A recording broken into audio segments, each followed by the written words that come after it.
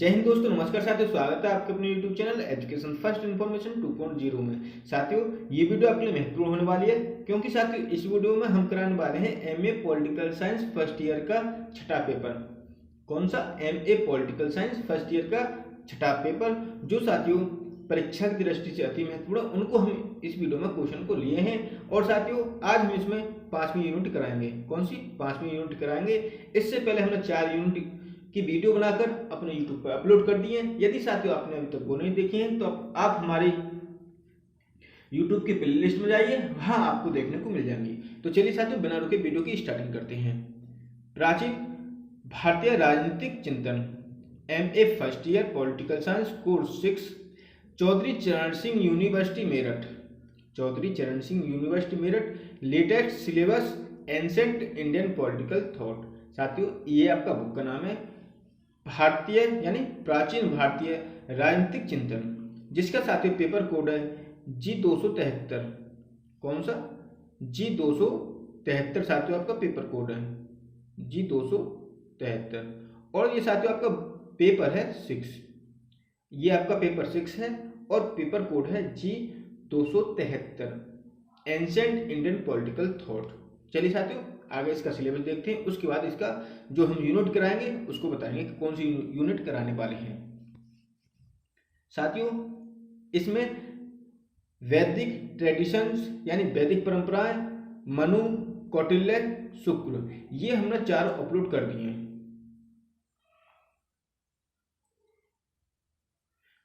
साथियों ये हमने 4 अपलोड कर दिए हैं। यदि आपने अभी तक ये नहीं देखी है तो आप हमारे YouTube की प्लेलिस्ट में जाइए, वहां आपको देखने को मिल जाएंगी।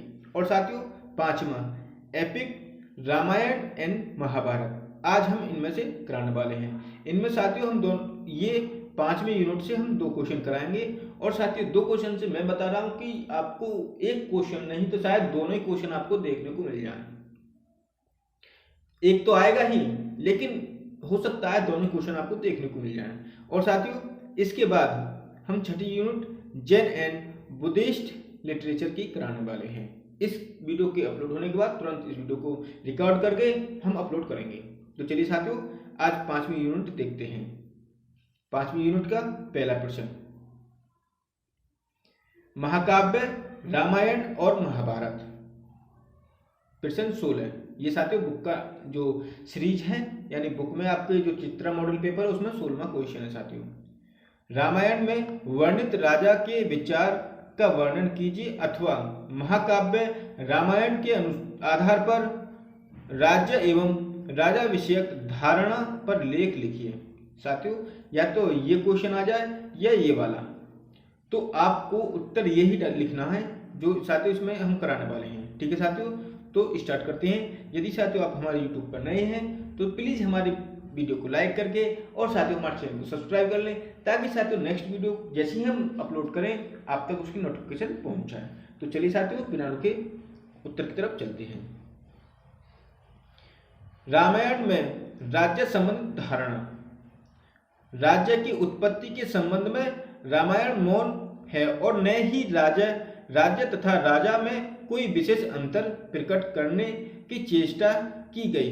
दोनों ही के महत्व को स्वीकार किया गया है और अराजक अथवा राज्यहीन समाज के दोषों का वर्णन करके स्पष्ट रूप से यह संकेत दिया गया है कि समाज में शांति और सुव्यवस्था की स्थापना के लिए शासन शक्ति अथवा राजा का होना आवश्यक है।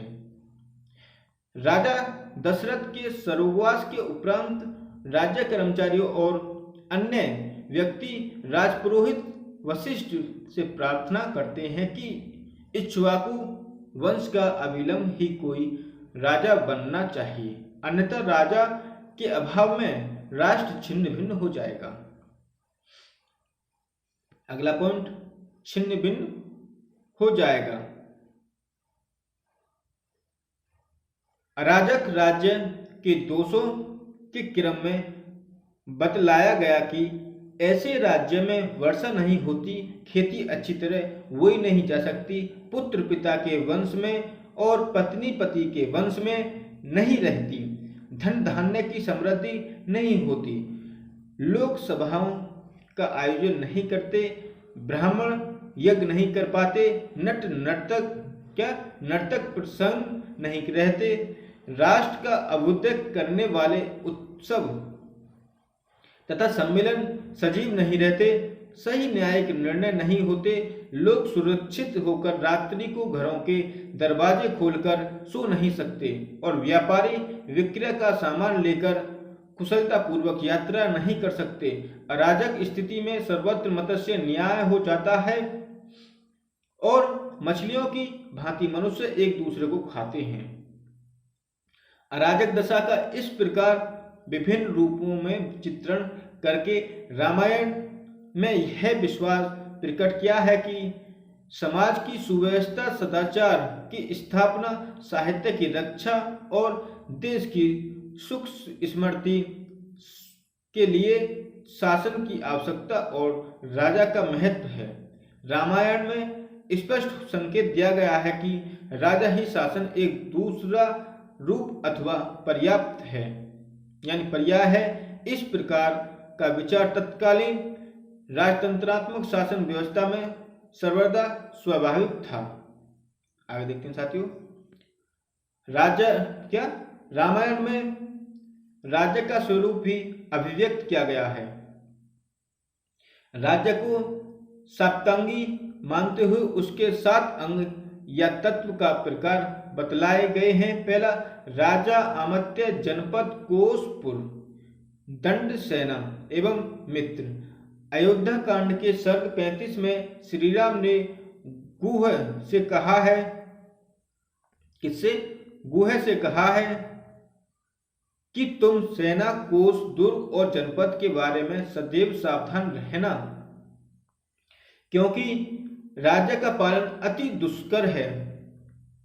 किष्किंधा कांड के सर्ग 19 में हनुमान ने सुग्रीव के सामने इस प्रकार के विचार प्रकट किए हैं कि कोष, सेना, मित्र आदि में समृद्ध व्यक्ति महान राज्य को प्राप्त करता है। रामायण में राज्यों के प्रकार अथवा विभिन्न राजाओं का उल्लेख है। शक्तिशाली और निर्बल, महान और लघु राज्यों का वर्णन किया गया है। कौशल जनपद जैसे शक्तिशाली तथा करद अथवा मांडलिक राज्यों के बीच अंतर दिखाया गया है। राजा दशरथ के आधिपत्य में लगभग 300 राज्य बतलाए गए हैं, जो यद्यपि कुछ न कुछ सत्ता रखते थे, तथापि मांडलिक अथवा करद राज्य थे। इस प्रकार का वर्णन है कि मांडलिक राज्यों के शासक पुत्रेष्ठी यज्ञ तथा श्रीराम के राज्याभिषेक के अवसर पर सादर आमंत्रित किए। आगे देखते हैं साथियों, किए गए थे और उन्हें सप्रेम विभिन्न प्रकार के उपहार देकर सम्मानित किया गया था। रामायण से पता चलता है कि राजा दशरथ एक महान सम्राट था, जिसका चारों दिशाओं में प्रभुत्व था और बड़े बड़े सामंत, शासक अथवा राजा उसके सामने नतमस्तक थे। तथापि यह विचार तर्कसंगत प्रतीत होता है कि दशरथ की प्रत्यक्ष सत्ता कौशल जनपद और पड़ोसी मौंडलिक राज्यों तक ही सीमित रही होगी। इस प्रकार का उल्लेख है कि सीता हरण का समाचार पाकर भारत ने रावण से युद्ध के लिए सभी सामंत राजाओं को एकत्र किया था, जिन्हें बाद में राम ने विदा किया। इससे पता चलता है कि एक बड़े उदार हृदय और शक्तिशाली राजा के नेतृत्व में छोटे शासक या राजा एकत्र होकर अन्याय का प्रतिकार करने से मुख नहीं मोड़ते थे। उस समय आर्यों की राजनीति कतिपय अपवादों को छोड़कर निश्चित रूप से धर्म प्रधान थी, अर्थात सत्य का पक्ष लेना राजधर्म था। दूसरी ओर यह भी पता चलता है कि अनार्य राजाओं से आर्य शासकों का संघर्ष चलता रहता था और अनार्य अधिपति प्रायः ऐसे अवसर नहीं चूकते थे जब ये आर्य नरेशों की नींद हराम कर सकें। महाभारत में जो युद्ध हुआ वह आर्यों से हुआ था। अतः यह अनुमान लगाया जाता है कि संभवतः उस समय आर्य अनार्य संघर्ष का काल लगभग समाप्त हो चुका था। अगला पॉइंट साथियों,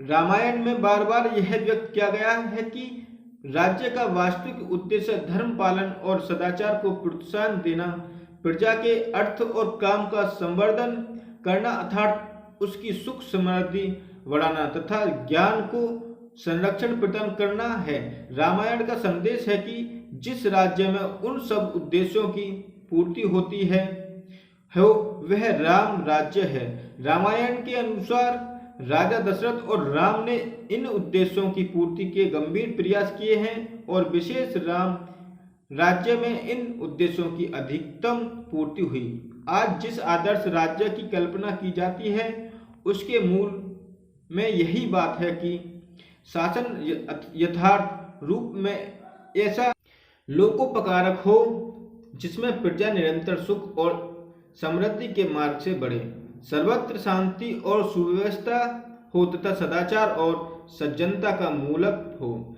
उस राज्य के सभी व्यक्ति शुभ लक्षणों से युक्त हों तथा शासकों का और राज्याधिकारियों का चरित्र ऐसा हो जो प्रजा के लिए अनुकरणीय बने। रामायण कालीन राजनीति वास्तव में मैकियावेलिय कुटिल राजनीति नहीं थी बल्कि गांधी की राजनीति थी। यदि यह कहा जाए कि महात्मा गांधी ने इस कलयुग में रामायण कालीन धर्मवेष्टित राजनीति को पुनर्जीवित करना चाहा तो इसमें कोई अतिरंजना नहीं है। अगला पॉइंट साथियों, रामायण में राजा संबंधी धारणा। रामायण में राज्य को सप्तांगी मानते हुए राजा को राज्य रूपी शरीर का सबसे महत्वपूर्ण अंग माना गया है। राजा के अभाव में राज्य की कल्पना उस समय दूर की बात थी। राजा की उत्पत्ति के संबंध में रामायण कोई प्रकाश नहीं डालती, तथापि उसमें राजा को देवी अथवा ईश्वर का अवतार माना गया है। रामायण के अनेक स्थानों पर संकेत है कि श्री राम ईश्वर के अवतार हैं। अयोध्या कांड में सुमित्रा ने, वाल कांड के परशुराम ने और सबरी ने इस तथ्य का समर्थन किया कि सुंदर कांड में हनुमान ने उन्हें तीनों लोकों को स्वामी बतलाया है। अतएव यह कहा जा सकता है कि रामायण श्री राम जैसे राजा के रूप में संदेश देती है कि शासक को देवी गुणों से संपन्न होना चाहिए, अर्थात उसे साधुता, नैतिकता, शौर्य, दयालु, धीरज, दृढ़ता, सुशासन कला आदि गुणों से विभूषित होना चाहिए। आगे देखते हैं साथियों, रामायण में राजा का महत्व सर्वोपरि माना गया है, जो सत्य और धर्म का प्रवर्तक तथा शासन दंड का धारक होता है। राजा के अभाव में अराजकता का जो चित्र खींचा गया है वह शासन व्यवस्था की अनिवार्यता की ओर स्पष्ट संकेत करता है। राजा को ईश्वरीय इसलिए कहा गया है कि क्योंकि वह शिष्ट और अशिष्ट का विभाजन करता है, सत्य की रक्षा और असत्य का विनाश करता है। आदर्श राजा और राज्य का इस प्रकार चित्रण करके रामायण ने हमारे समक्ष लोक कल्याणकारी राज्य की वास्तविक धारणा स्पष्ट कर दी है। यदि आज के राजनीतिक शासक और राज्याधिकारी रामायण के संदेश को ग्रहण करें और उसके बताए हुए आदर्शों पर चलने का किंचित मात्र भी प्रयास करें तो साधारण जनता स्वयं को उतना अशांत और चिंताग्रस्त अनुभव नहीं करेगी जितना आज संभवतः कर रही है। राजा की नियुक्ति के संबंध में रामायण में 3 प्रमुख सिद्धांत हैं। पहला ज्येष्ठता का सिद्धांत, दूसरा योग्यता का सिद्धांत, तीसरा अनुमति का सिद्धांत। अर्थात राजा की नियुक्ति प्रजा अथवा उसके प्रतिनिधियों की अनुमति पर आधारित है। राम के राज्याभिषेक के प्रसंग में इन तीनों ही इस सिद्धांतों का स्पष्टीकरण होता है। ऐसा उल्लेख है कि राजा दशरथ ने अपने ज्येष्ठ पुत्र के राज्याभिषेक का प्रस्ताव सभा के सम्मुख रखते हुए उसके अनुपम गुणों का वखान किया। और आगे देखते हैं साथियों, सभासदों से कहा कि यदि यह विचार आपके अनुकूल सिद्ध हो तो आप इसकी अनुमति प्रदान कीजिए। इस पर सामंत राजाओं, ब्राह्मणों, सेनाध्यक्षों आदि ने नागरिकों तथा प्रजा प्रतिनिधियों के साथ मिलकर सर्वसम्मति से निर्णय करते हुए राजा दशरथ से प्रार्थना की कि वे हर प्रकार के राजपद के योग्य श्री राम को युवराज पद पर अभिषिक्त करें। इतना ही नहीं, राजा दशरथ ने इस बात के प्रति भी अपने आश्वस्त किया कि कहीं उनके कहने से ही राम को राजा बनाने की इच्छा प्रजा और राजाधिकारियों ने प्रकट की अथवा अपनी आंतरिक इच्छा से प्रेरित होकर जब दशरथ आश्वस्त हो गए तभी राम के अभिषेक की तैयारियां शुरू हो गईं। रामायण में इस प्रकार के प्रसंग हैं जिनसे राजा के कर्तव्य पर इच्छा प्रकाश पड़ता है। बालकांड, अरण्यकांड, किसिंगथा कांड, अयोध्या कांड सभी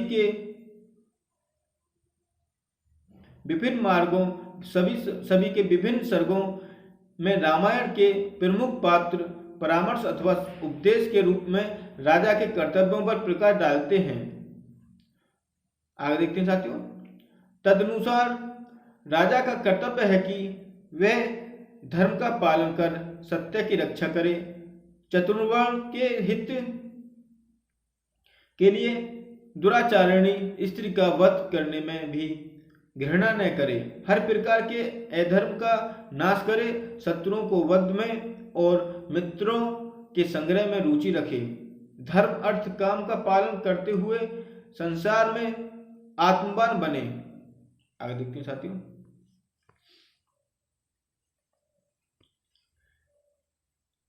विनम्र रहें, जितेंद्रिय रहें, काम और क्रोध से उत्पन्न होने वाले व्यसनों का त्याग करें, धन धान्य से परिपूर्ण कोषों और विविध प्रकार के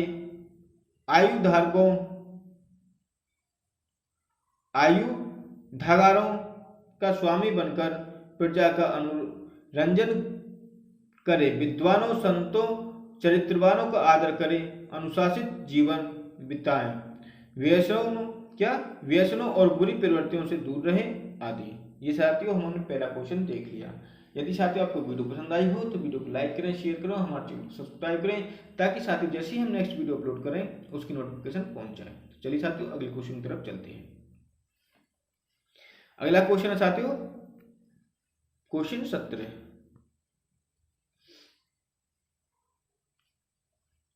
महाभारत के अंतर्गत शांति पर्व में वर्णित राज्य की उत्पत्ति तथा उसके कारणों के आधार पर राजनीतिक विचारों का परीक्षण कीजिए, अथवा सत्य यह है कि राजा युग का निर्माता होता है। महाभारत इस कथन पर एक टिप्पणी लिखिए। साथियों ये आपके दो क्वेश्चन है, दो का आपका उत्तर एक ही है। और साथियों क्वेश्चन ये घुमाकर पूछा है और साथियों हो सकता है आपसे भी घुमाकर पूछे। तो साथियों जैसे आपको रामायण महाभारत दिखे तो आप इन क्वेश्चन में से कर आइए जो हम करा रहे हैं, आप अपनी समझ से करके आइए साथियों। और साथियों चलिए स्टार्ट करते हैं। आपको बता दें साथियों ये हमारी 6ठी वीडियो है और साथियों 5वीं यूनिट है।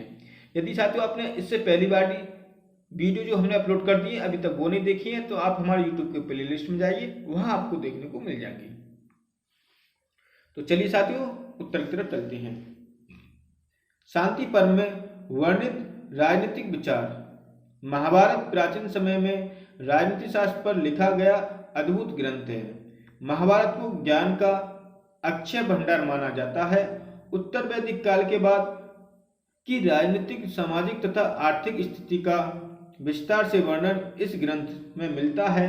महाभारत के शांति पर्व में राजनीति शास्त्र, धर्मशास्त्र तथा समाजशास्त्र के नियमों का इसमें उल्लेख किया गया है। महाभारत का रचनाकाल तो कम से कम 5000 वर्ष ईसा पूर्व माना जाता है, परंतु कुछ विद्वान इसे 4वीं शताब्दी ईसा पूर्व का ग्रंथ मानते हैं। आगे देखते हैं साथियों, महाभारत काल में भारत की राजनीतिक दशा। महाभारत काल में भारत की राजनीतिक दशा वैदिक काल से प्रारंभ हुई आर्य जाति महाभारत काल तक संपूर्ण भारत में छा गई थी। दक्षिण भारत में भी तब तक अनेक बस्तियां बस गई थी, राज्यों का निर्माण हो चुका था तथा आर्य सभ्यता का प्रचार हो गया था। महाभारत काल में भारत में अनेक छोटे छोटे राज्यों का अस्तित्व था। महाभारत के युद्ध में 2 पक्ष थे, कौरव तथा पांडव पक्ष। इन दोनों पक्षों का समर्थन करने के लिए राजा कुरुक्षेत्र के मैदान में एकत्र हुए। उनका उल्लेख महाभारत ग्रंथ में किया गया। पहला, पांडवों के पक्ष में निम्न राजाओं ने समर्थन प्रदान किया। मध्य क्षेत्र के राजा पंचाल, मत्स्य, चेदी, कारू, दर्शार्थ, काशी, पूर्वी कौशल तथा पश्चिमी मगध। दूसरा, पश्चिम क्षेत्र के राज्य भोज, वृषणी, सातवत, माधव, दर्शराय, आहु, कुकुर तथा यादव। तीसरा, उत्तर पश्चिम क्षेत्र के राज्य केकय तथा अभिसार।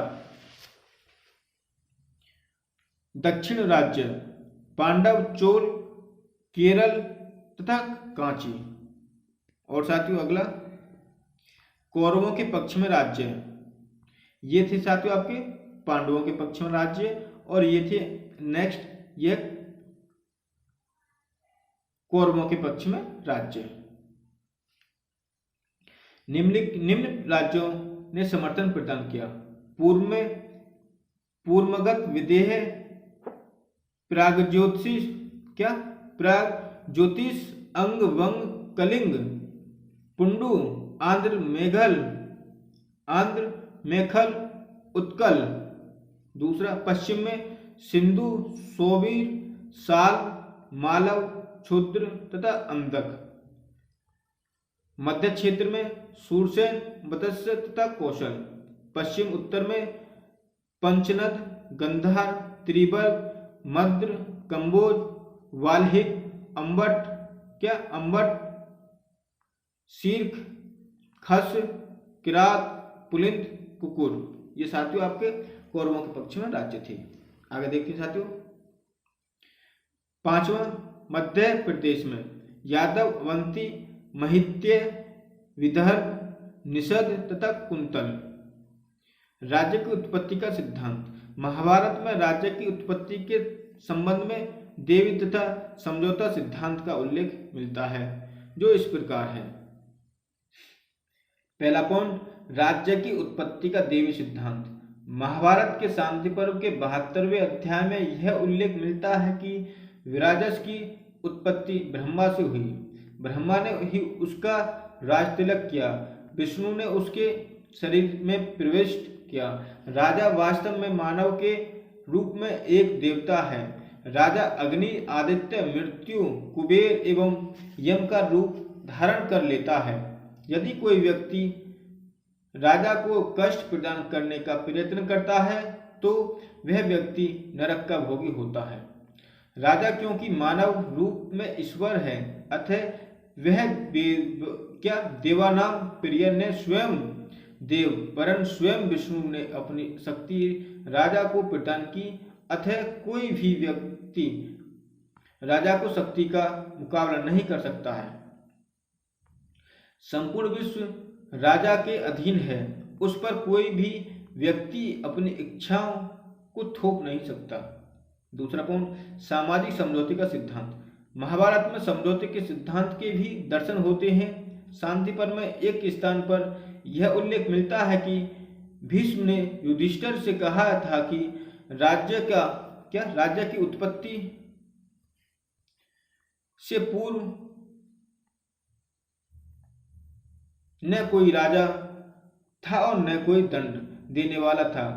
यह अराजक अवस्था थी, अर्थात मत्स्य न्याय वाली अवस्था।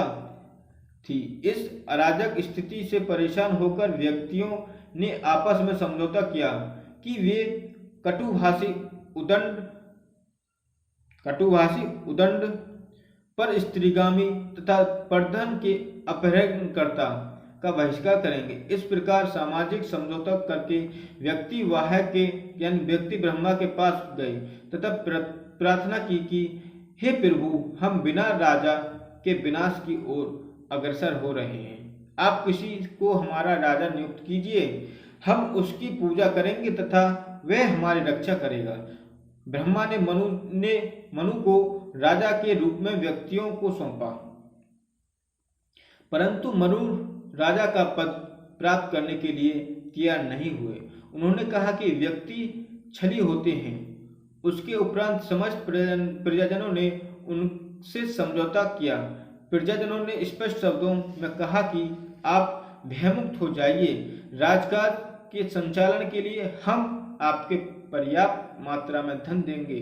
हम पशु तथा सोने का 5वां भाग तथा धान्य का 10वां भाग भी देंगे तथा प्रजा को जो भी धर्माचरण करेगी उसका भी 4था भाग आपको प्रदान करेगी। इसके बदले में हम आपसे केवल इतना चाहते हैं कि आप हमारा पालन करें।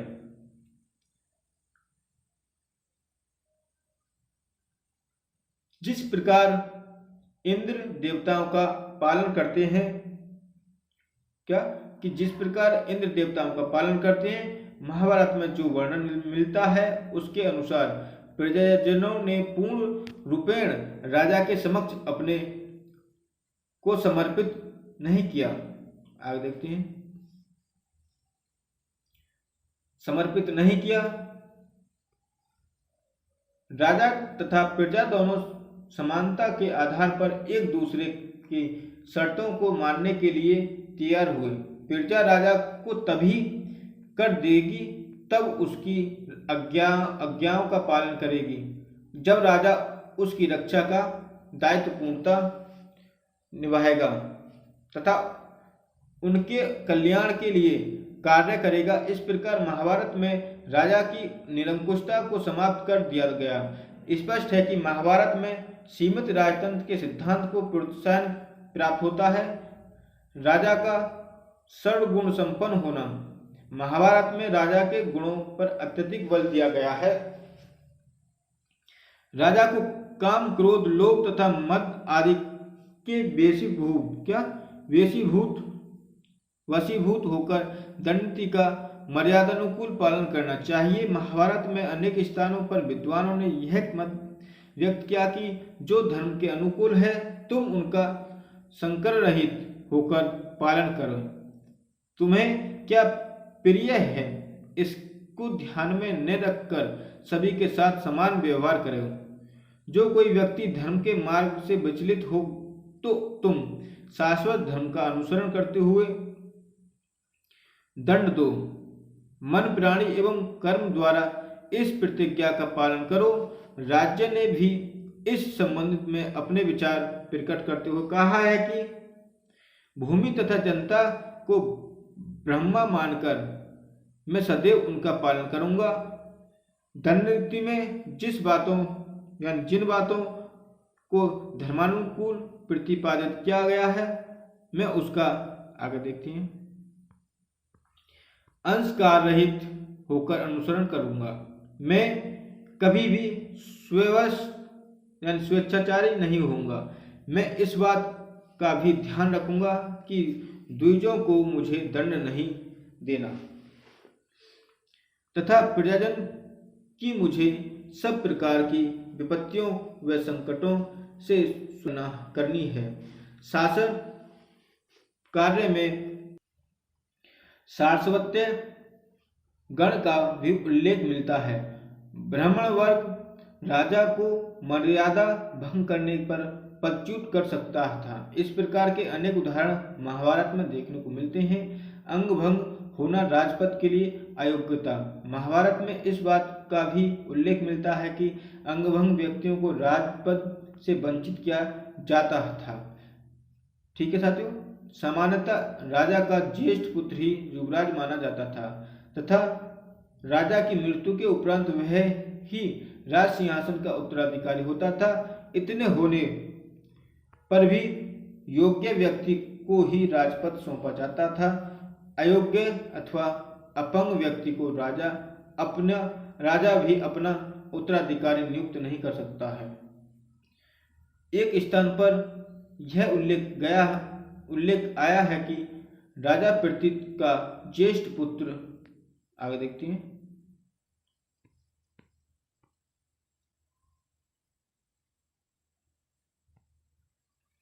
पुत्र देवार्य यद्यपि सर्वगुण संपन्न था, राजा से समर्पित होने पर भी त्वचा रोग से पीड़ित होने के कारण प्रजा ने उसको राजा स्वीकार नहीं किया।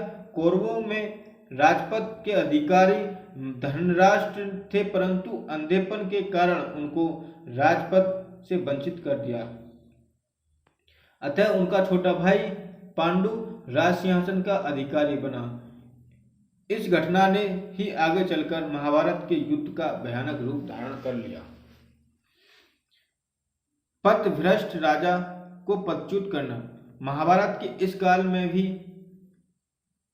प्रमाण मिलते हैं कि पदभ्रष्ट राजा को उसके पद में प्रजाजनों के द्वारा हटाया जा सकता है। शांति पर्व में यह उल्लेख मिलता है कि राजा वैन को जनता ने विद्रोह करके पद से हटा दिया तथा उसके पुत्र वेन्य को राजा बनाया, जो मृत्यु पर्यंत तक शासक बना रहा। प्रजा उसके व्यवहार से अति प्रसन्न रही। महाभारत में दुर्योधन का वर्णन अत्याचारी, पापी, अन्यायी, स्वेच्छाचारी तथा दूसरों के अधिकारों का अतिक्रमण करने वाले के रूप में किया गया है, परंतु उसका पद से हटने का साहस जनता को नहीं हुआ। आगे देखते हैं, उत्तराधिकार व्यवस्था ये साथियों अगला पॉइंट है साथियों आपका। महाभारत काल में वैदिक काल से चली आ रही राजा के चुनाव होने की पद्धति बदल चुकी है। महाभारत काल में यह परंपरा सुस्थापित हो गई थी कि राजा का ज्येष्ठ पुत्र ही राजपद का अधिकारी होता है, परंतु विद्वान तथा बुद्धिजीवी वर्ग के व्यक्ति योग्य व्यक्ति को ही राजपद का अधिकारी सौंपने का प्रयास करते थे। राजा पृथ्वी ने अपने पुत्रों में से सबसे छोटे पुत्र शांतनु को अपना युवराज बनाया। जनता ने इसका विरोध किया। राजा ने स्पष्टीकरण देते हुए कहा कि उसके बड़े पुत्र में शासन संचालन करने की योग्यता नहीं है। उसने अपने छोटे पुत्र का गुणगान जनता के समक्ष किया। तब जनता ने राजा के निर्माण का समर्थन किया। पांडु को अपने बड़े भाई धृतराष्ट्र के सामने ही राजा बनाया गया तथा पांडु की मृत्यु के पश्चात पुनः यह प्रश्न उतना हुआ कि राजा किसे बनाया जाए। इस स्थिति में धृतराष्ट्र ने छोटे राजकुमारों का संरक्षण होकर शासन को वागडोर संभाली। जब राजकुमार बड़े हुए तो दुर्योधन ने युवराज का पद प्राप्त करने का प्रयत्न किया, परंतु विद्वानों तथा प्रजाजनों ने युधिष्ठिर को योग्यता तथा ज्येष्ठता के आधार पर सर्वोपरि पाया तथा उन्हें युवराज पद प्रदान कर दिया। इन तथ्यों से यह स्पष्ट होता है कि राजा, आगे देखते हैं, राजा अपने उत्तराधिकारी के चुनने से जनता को संतुष्ट करना पड़ता था। उनके परामर्श से भावी राजा को नियुक्त करना होता था। शासन व्यवस्था का संचालन। महाभारत काल में भी क्षेत्रफल की दृष्टि से राज्यों का आकार बहुत बड़ा नहीं था। महाभारत के चक्रवर्ती सम्राटों का भी उल्लेख मिलता है कि जिन्होंने विभिन्न प्रकार के यज्ञों का आयोजन करके अपनी शक्ति में बुद्धि करके अपने राज्य की सीमाओं का विस्तार किया तथा अनेक छोटे छोटे राज्यों को जीतकर अपने राज्य में मिलाया गया। सम्राट पद ग्रहण करते समय अधीनस्थ राजा उसे भेंट तथा उपहार प्रदान करते थे। जो राजा साम्राज्य को विस्तार करता था उसे निरंकुश, अत्याचारी तथा आतताई राजा की संज्ञा प्रदान की जाती थी। महाभारत के शांति पर्व में महाभारतकालीन शासन व्यवस्था के भी दर्शन होते हैं। प्रत्येक गांव का एक अधिपति नियुक्त किया जाता था। उसके उपरांत क्रम से 10, 20, 100 तथा 1000 ग्रामों के शासकों की नियुक्ति की जाती थी।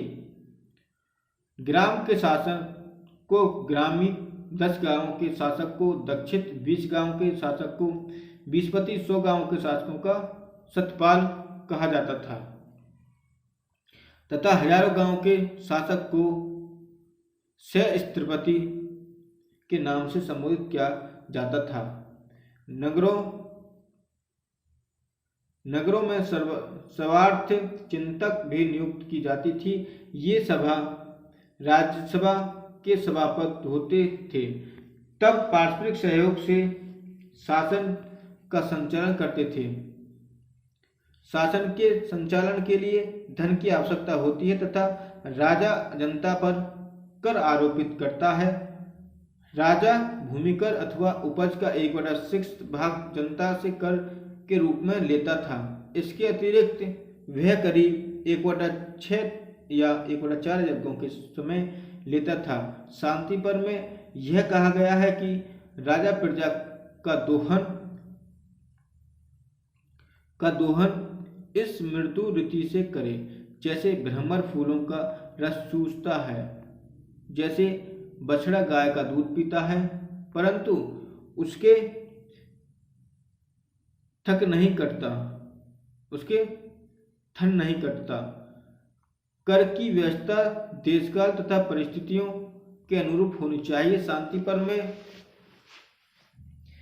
पर्व में यह भी उल्लेख मिलता है कि व्यापारी पर कर लगाते समय यह देखना चाहिए कि उसने माल किस कीमत में खरीदा था, धुलाई पर कितना व्यय हुआ तथा किस कीमत पर सामान को बेचा गया तथा क्या खर्च पड़ा।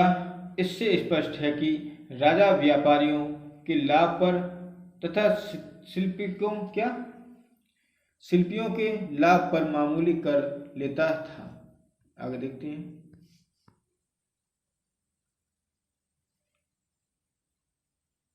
राजा के मित्र तथा शत्रु।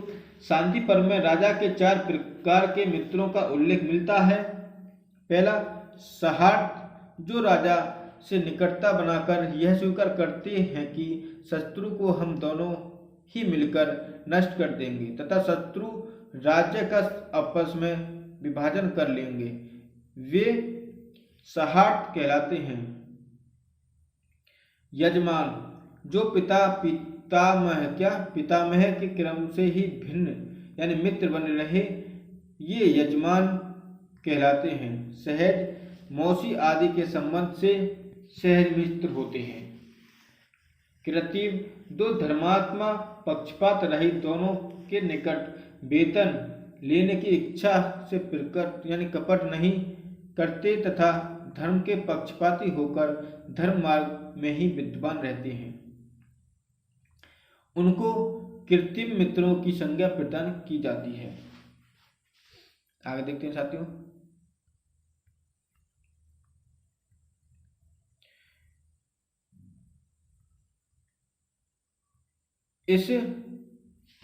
इन मित्रों में सहज तथा यजमान की श्रेष्ठ है, क्योंकि उनके किसी कार्य में शंका नहीं रहती, किंतु सहार्थ तथा कृत्रिम मित्र से सदैव संकेत हो रहना चाहिए।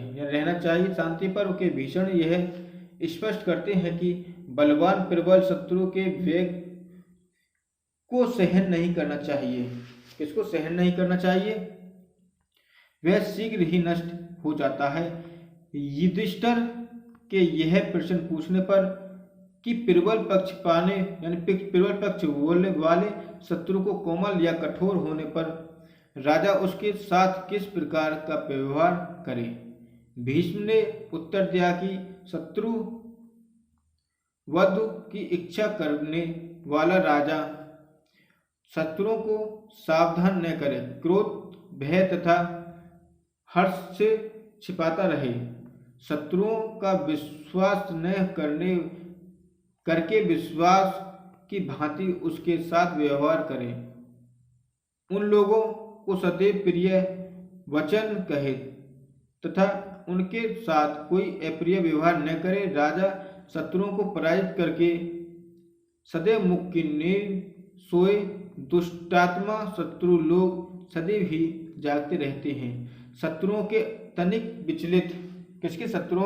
विचलित होने पर ही उनके ऊपर प्रहार करे तथा आपत्काली पुरुषों के द्वारा उनकी सेना को दूषित करे। राजा शत्रु आदि के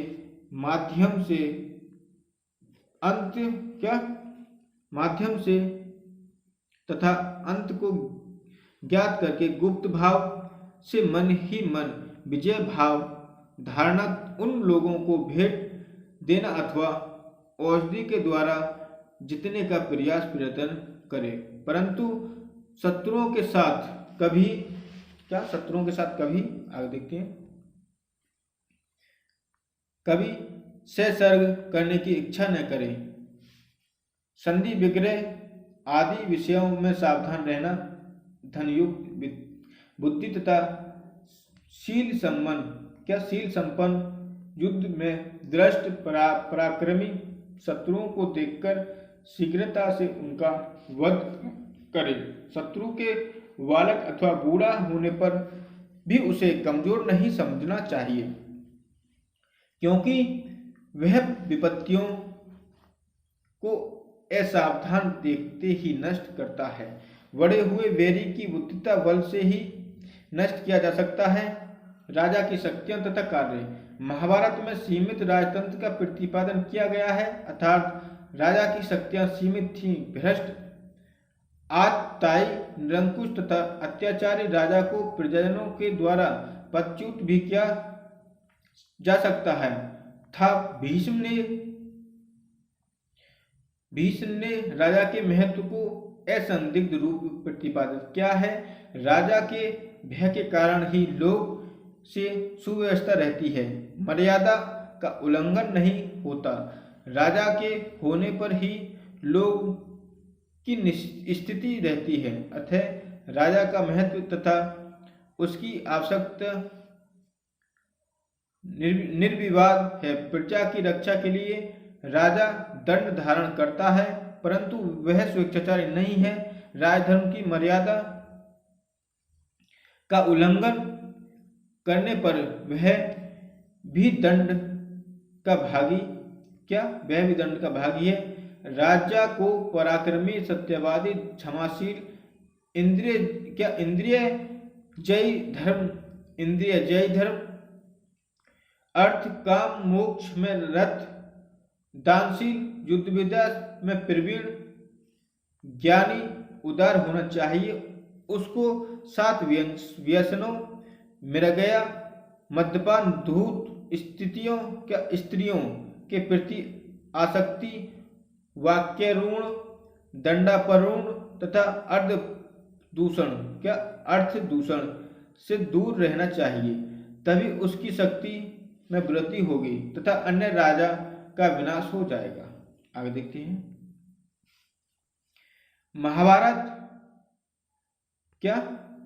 महाभारतकार ने राजा के निम्न कर्तव्य निर्धारित किए।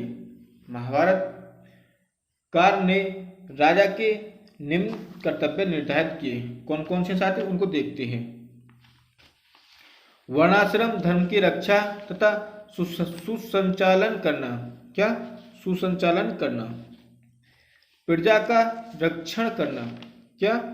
प्रजा का रक्षण करना और प्रजा को न्याय प्रदान करना। प्रजा को न्याय प्रदान करना। प्रजा को न्याय प्रदान करना। चौथा पॉइंट, राज्य कर्मचारियों की नियुक्ति करना, राजकारणों का निरीक्षण करना, आर्थिक स्मृति तथा प्रजा के कल्याण को प्रोत्साहन प्रदान करना, सार्वजनिक हित को देखभाल करना, विघातक व्यवसायों की रोकथाम जैसे मध्यशाला, धृतगृह आदि। राजा को चाहिए कि वह अपने पर नियंत्रण स्थापित करके लोग रंजन कार्यों में संलग्न रहे। उत्तम राज्य को प्रजाजन उसी प्रकार निर्भय घूमते हैं जैसे कि पिता के घर में पुत्र। आगे देखते हैं, पिता के घर में पुत्र। शासन कार्यों का संचालन करने के लिए राजा मंत्रिपरिषद तथा उनके अनेक प्रकार के राजकर्मियों की भी नियुक्ति करता है। वह विविध विषयों के ज्ञाता, अनुभवी तथा सदाचारी मंत्रियों की नियुक्ति करता है। मंत्रिपरिषद की नियुक्ति में महाभारतकार ने वर्णों का प्रतिनिधि स्वीकार किया है। इनमें 4 ब्राह्मण, 8 क्षत्रिय, 21 वैश्य तथा 3 शूद्र तथा 1 सूत होता है। क्या होता है? 1 सूत होता है। वैश्यों की सर्वाधिक संख्या का कारण यही हो सकता है कि क्योंकि जनता में इनकी संख्या सबसे अधिक रही होगी। भीष्म के अनुसार बड़ी मंत्रिपरिषद के साथ साथ एक छोटी अंतरंग समिति रखने की भी नियुक्ति करनी चाहिए। राजा का यह कर्तव्य है कि किसी कार्य पर पहले सतगुरु पुरोहित से परामर्श करे तथा उसके उपरांत ही उसको मंत्रिपरिषद के विचारार्थ प्रस्तुत करे। राजकर्मचारियों की उत्तम व्यवस्था करना भी राजा का कर्तव्य है। जो व्यक्ति जिस पद के लिए योग्य है उसे उसी पद पर नियुक्त किया जाना चाहिए। मूर्ख, क्षुद्र, बुद्धिविहीन, इंद्रिय लोलुप तथा दुष्कुल के पुरुषों को नियुक्त किया जाना उचित नहीं है। सज्जन, कुलीन, ज्ञानी, परनिंदा न करने वाले पवित्र तथा दक्ष पुरुष को ही नियुक्त किया जाना चाहिए। आगे देखते हैं, लास्ट पॉइंट साथियों, ये हमारा इस वीडियो का लास्ट पॉइंट है। आगे, राजा के आपातकाल में कर्तव्य है। युधिष्ठिर ने भीष्म से यह प्रश्न किया कि आपातकाल में राजा के क्या कर्तव्य होने चाहिए। इस प्रश्न का उत्तर देते हुए भीष्म ने कहा कि स्वतंत्र व्यक्तियों का धर्म स्वतंत्र होता है तथा आपातकाल का धर्म भी स्वतंत्र होता है। आपातकाल में अधर्म भी धर्म के लक्षण प्राप्त कर लेता है।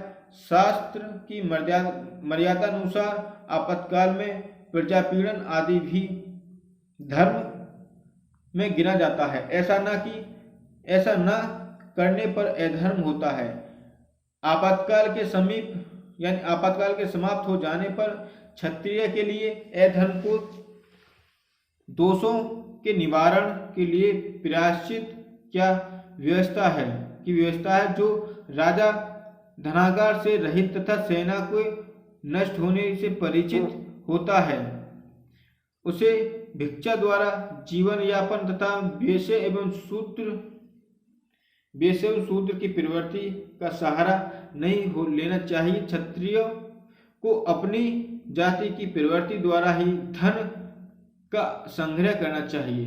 क्षत्रिय पुरुष आपातकाल में अधिक धनशाली व्यक्तियों से बलपूर्वक धन ग्रहण करके जीवन यापन करें। आपातकाल में सदैव राजा तथा प्रजा दोनों को मिलकर परस्पर तथा रक्षा करनी चाहिए। अतः आपातकाल में प्रजापीड़न किया जाना उचित है।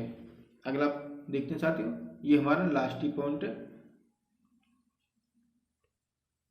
आपदग्रस्त राजा निज राज्य तथा पर राज्य से धन संग्रह करे, यानी राजा तथा पर राज्य से धन संग्रह करे। राजा अत्यंत आपदग्रस्त होने पर भी ऋत्वी, पुरोहित, आचार्य तथा ब्राह्मणों की कभी भी हिंसा न करे।